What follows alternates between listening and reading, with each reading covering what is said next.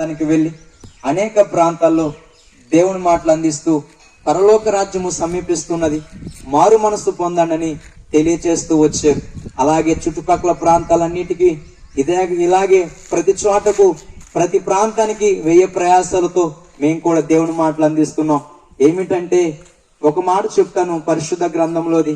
యేసు ప్రభు వారిని చూడాలని పొట్టి అయిన జక్కయ్య యేసు ప్రభు కోసము ఒక మేడి చెట్టు ఎక్కాడు. ఎందుకు తను మేడి చెట్టు ఎక్కవలసిన పరిస్థితి? యేసు ప్రభు వారు ఒక్కడే ఉన్నారనుకుంటున్నారా? కాదు, యేసు ప్రభు వారి పక్కన 1000 మంది ఉన్నారు. అతను చూడలేక ఒక మేడి చెట్టు జక్కయ్య ఎక్కాడు. ఆ జక్కయ్య మేడి చెట్టును ఎక్కిన సంగతి యేసు ప్రభుకి ఎలా తెలుసు అనుకుంటున్నారు? యేసు ప్రభు అందరూ హృదయాలు ఎరిగిన వాడై ఉన్నాడు కాబట్టి ఆ జక్కయ్య మేడి చెట్టు మీద కూర్చున్నప్పుడు ఆ జక్కయ్య దగ్గరికి వెళ్లి ఆ చెట్టు కింద యేసు ప్రభు వారు చూసి, జక్కయ్య దా నేడే చెట్టు దిగిరా, నీ ఇంటికి రావాల్సిందని చెప్పాడు. జక్కయ్య ఆశ్చర్యపోయాడు. నన్ను ఎలా యేసు ప్రభు వారు చూశాడు?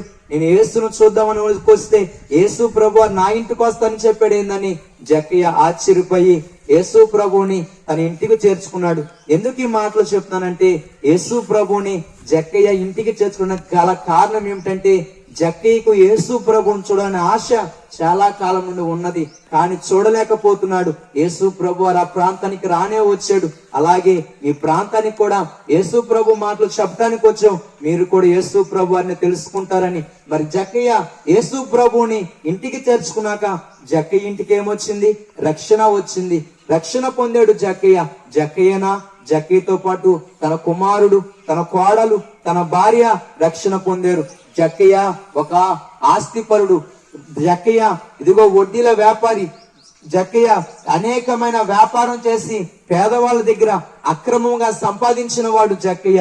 కానీ యేసు ప్రభువుని ఇంటికి చేర్చుకున్నాక తన అక్రమ జీవితాన్నంతా, తన వడ్డీల వ్యాపారాన్నంతా జక్కయ్య విడిచిపెట్టేసేసి యేసు ప్రభుని సొంత రక్షకుడిగా అంగీకరించాడు. జక్కయ్య అంగీకరించినాక యేసు ప్రభుని ఎంతో సంతోషంగా తీర్చుకున్నాడు. తన ఇంటి వారంతా రక్షణ పొందారు. మరి ఎప్పటి నుండో మనము యేసు ప్రభుని నమ్ముకొని ఉన్నాం, యేసు ప్రభుని తెలుసుకొని ఉన్నాం. మరి నీ కుటుంబంలో రక్షణ వచ్చిందా?